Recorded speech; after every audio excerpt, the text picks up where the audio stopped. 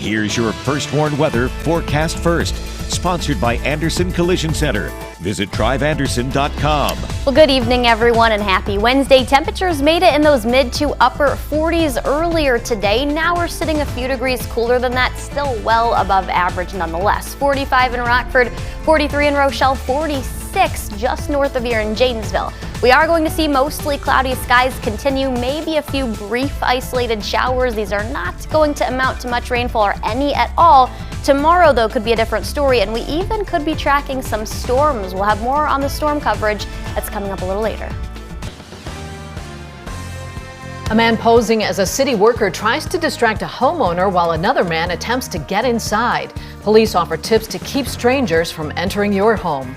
Plus, an advanced institute is set to open its doors a few hours south of the state line. OSF healthcare staff say their new facility will go a long way in the battle against cancer. And natural disasters and housing shortages. New research shows these catastrophes cause major problems for those in need of shelter. Live from WTVO 17, this is Eyewitness News at 5. Good evening, I'm Mimi Murphy. And I'm Eric Wilson. Two Janesville teens are arrested after police say the pair robbed a woman at gunpoint. Around 10:30 yesterday morning, Janesville police were called to Creekside Drive and West Tripp Road for reports of an armed robbery. A woman told police she was walking her dog when two teens with handguns demanded her belongings. Police say the suspects were arrested a short time later in a stolen car. Ishmael Gill faces several charges, including armed robbery. He's being held at the Rock County Jail. A 15-year-old's also charged with armed robbery and fleeing an officer. He's being held at the Rock County Youth Services Center. Dixon police sound the alarm after a team of burglars strike in their community. The crew posed as city workers. Blake Dietz talked with investigators. Blake, what did they tell you? Mimi, Eric, unfortunately, Dixon police say they see burglary schemes like this multiple times a year. This latest incident happened yesterday afternoon on T Street when a homeowner told police a man walked into his house claiming he was doing work in the area and cut a sewer line. He asked the residents to go to the back of the house while another man walked up to the front door with a bandana over his face. Thankfully, both left without stealing anything. It's believed they drove off in this white truck caught on surveillance cameras. Police say thieves will target one certain group of people during these schemes.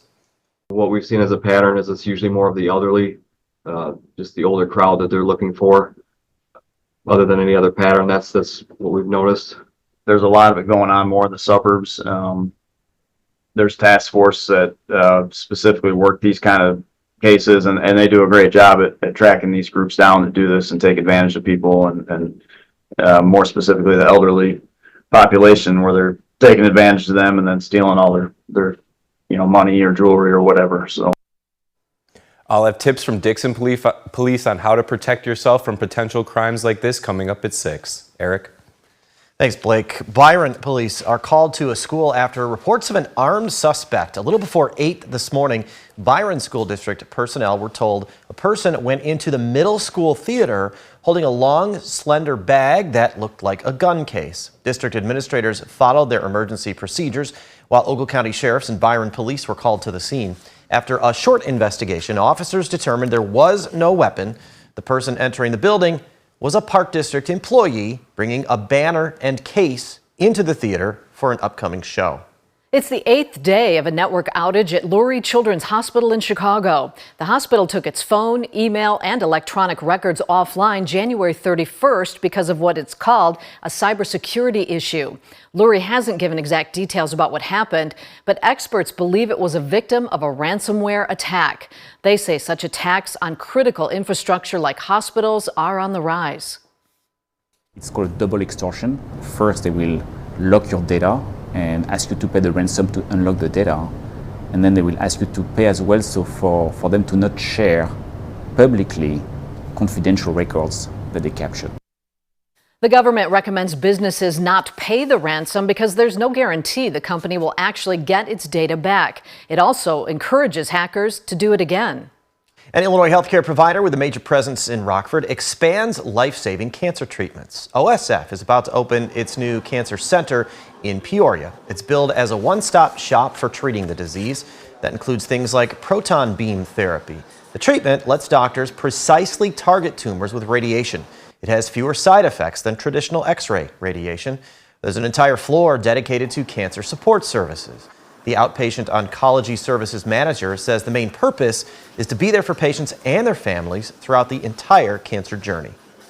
We want to support them and provide them with resources that they need to really provide an exceptional patient experience and really decrease any barriers that they may have. The center will see its first patients for infusions and diagnostics February 22nd. Proton therapy, radiation therapy, and physician practices open in March. Premature births are on the rise and researchers may know why. A study from New York University traces the issue to synthetic chemicals called phthalates. They're found in food packaging and personal care products. The study's lead author says the so-called everywhere chemicals can inflame the placenta and set preterm labor into motion. He says they could be responsible for 5 to 10% of all preterm births.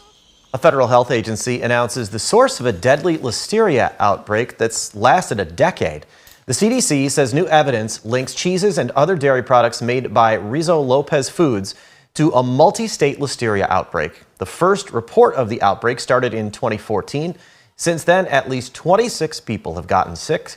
23 went to the hospital, 2 people died. Monday, Ruse Lopez Foods issued a nationwide recall of 60 products under various brand names. We've got a link to the list at mystateline.com. Experts say consumers should throw away the recalled product immediately and clean any surfaces it touched. Natural disasters in the U.S. are making it difficult for surviving victims to find housing. Research shows disasters lead to less housing affordability overall, increases in rental prices, and rises in evictions.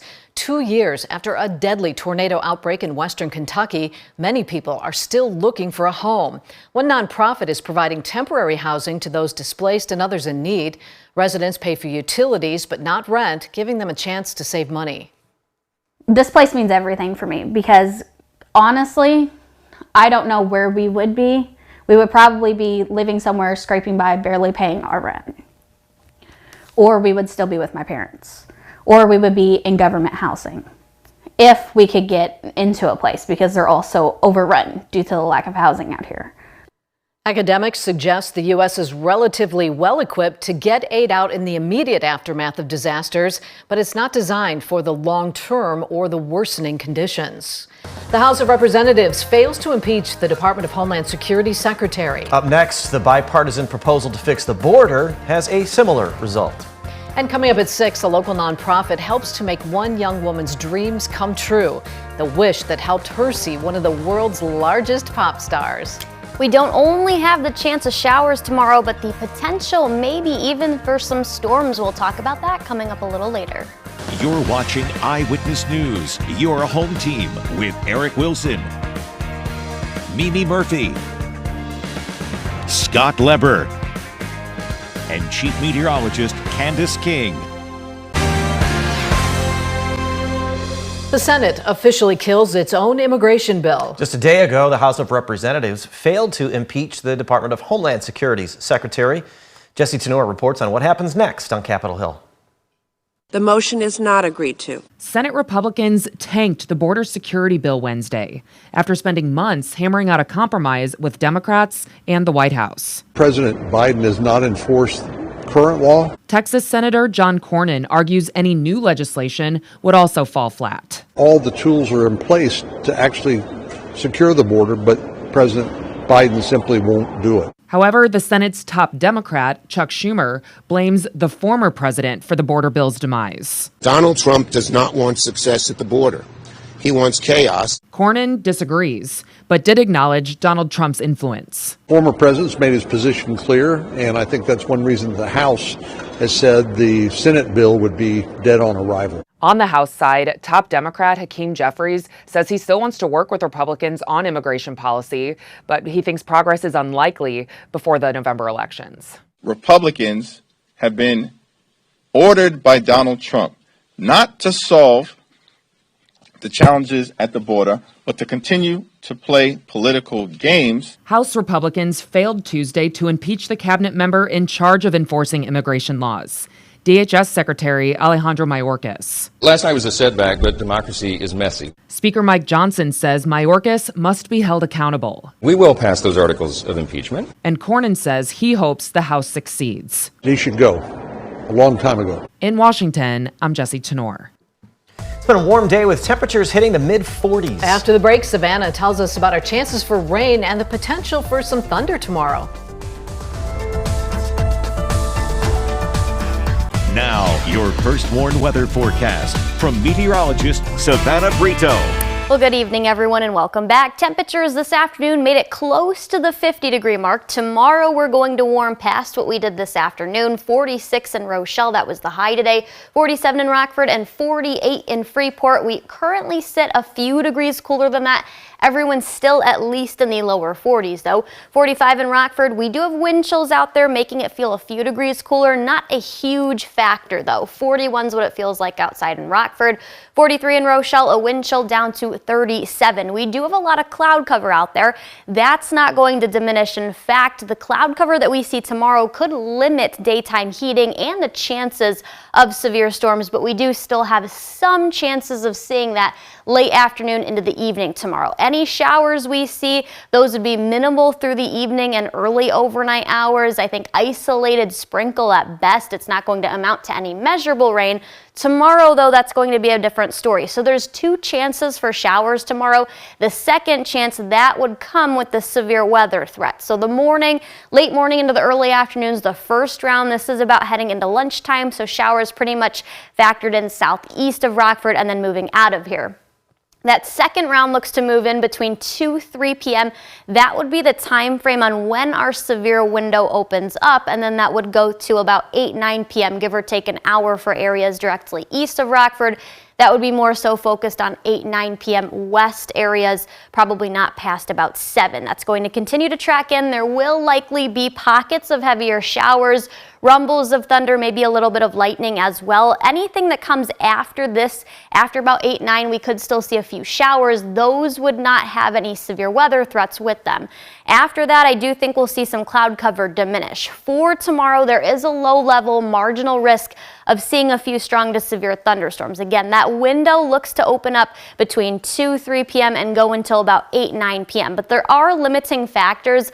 Like I said, cloud cover is going to be increasing through the day tomorrow. I don't think that's going to allow for any sunshine to peek through those clouds. That would really limit daytime heating, even though temperatures are going to be in the mid-50s, not quite warm enough, especially taking into consideration what our dew points are going to be at and the overall low storm energy we have. There are a few supporting factors, though, however. Like I said, dew points are not going to be very close to our temperature, but close enough. They should be in the mid to upper 40s, close to the 50-degree mark. That supports moisture. There's also a decent amount of wind shear and some instability to work with. This would all be ahead of that cold front. The cold front's going to drop our temperatures, though, as we head into the weekend. A little bit by Friday, but not much. We're going to see much cooler air move in after Valentine's Day. If we do see storms, though, if they can develop strong and damaging winds, those are going to be that's going to first and foremost be the ultimate threat. Isolated hail and even a tornado can't be completely taken off the table, though. The low pressure is going to be sitting northwest of here. Those storms, again, would all form in front of the cold front, and then hence dropping our temperatures as we head into Saturday and Sunday for football or Super Bowl Sunday. 55 Thursday, 41. So both tonight and tomorrow night going to be very, very mild, well above average, both for daytime highs and nighttime temperatures. 51 Friday, and then, guys, cooler weather, but still above normal, right near that 40-degree mark. A little bit closer to reality. Savannah, thanks. Scott's in next with sports. He'll tell us about a Nick 10 school that's now looking for a new head football coach. And we'll learn why tonight could be very special for the Guilford High School boys basketball team.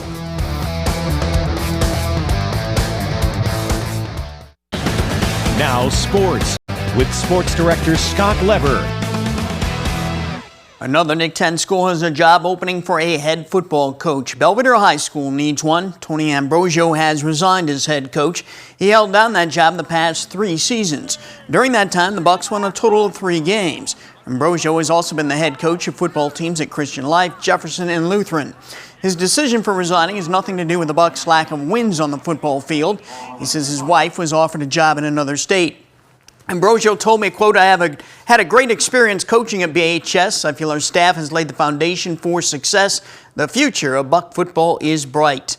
Belvedere Athletic Director Josh Sternquist tells me he is heading up the search for Ambrosio's replacement. He'll take his time getting someone who is the right fit and the right guy. Sternquist says he already has a lot of candidates contacting him. Well, this is another national signing day for high school athletes who are continuing their athletic careers at the college level. At Auburn, football player Leonard Spates signed with the University of Sioux Falls Cougars in South Dakota. That's an NCAA Division II school that competes in the Northern Sun Intercollegiate Conference. Spates was a playmaking receiver and starting cornerback for Auburn. He was first-team All-Nick 10 last fall. He'll play cornerback at Sioux Falls. College ball has been a dream of his for a long time. I really tried to play all my life since like 5 years old. I've been trying to play college football. That's been a goal of mine ever since then, yeah. What about Sioux Falls attracted you there? It's just when they had reached out to me, they was like all gathered up and had a whole bunch of energy. And I just liked the coaching staff, a lot of energy. Then when I went out there, I liked the city. Elena Winslow All-State running back and linebacker Gage Dunker has signed with Upper Iowa University. Dunker helped the Panthers to a state championship his sophomore and junior years and to a state runner-up finish last season. Last season, he rushed for more than 2,600 yards and 41 touchdowns. In boys basketball tonight, Guilford can wrap up the Nick 10 championship outright. The Vikings will play at Boylan. Also, Harlem plays at Auburn, Jefferson at Belvedere, Hononegah at Belvedere North, and Freeport at East. IceHogs defenseman Louis Crevier is rejoining the Blackhawks again. He's been recalled for the third time this season. Crevier has played in 15 games for the Blackhawks this season and 21 here with the IceHogs. That's sports. We'll be right back. Seems really strange to be in the beginning of February and we're talking about the possibility of thunderstorms. I know, the first thunderstorms possibly of 2024, and we're 25 degrees above average. Wow. Yeah. Well, it's kind of a trade-off, right? We get this warm, especially when you get the atmosphere up above so cold, it makes it kind of prime for the possibility of thunderstorms when it's this warm, this early in the year, right? Yeah, and then we'll be, blessed with the winter weather and cooler weather eventually behind that, because we're only in early February. So, what goes up must come back Plenty down. of winter left. Exactly. We're not talking about winter weather, though, on the interactive radar on mystateline.com, but like we just mentioned, potential for some thunderstorms. A couple of those could actually be strong to severe tomorrow, late afternoon into the evening. Temperatures are going to be 25 degrees above average, mid-50s tomorrow. We're down just a couple degrees, still very warm Friday. And then we're back closer to normal. That's still about 10 degrees above it, though, for Super Bowl Sunday, your weekend. And then after that, more 40s, or at least near 40. Beyond that, though, guys, we look to cool back down. All right. Thanks, Savannah. And thank you for spending some time with us. Stay safe.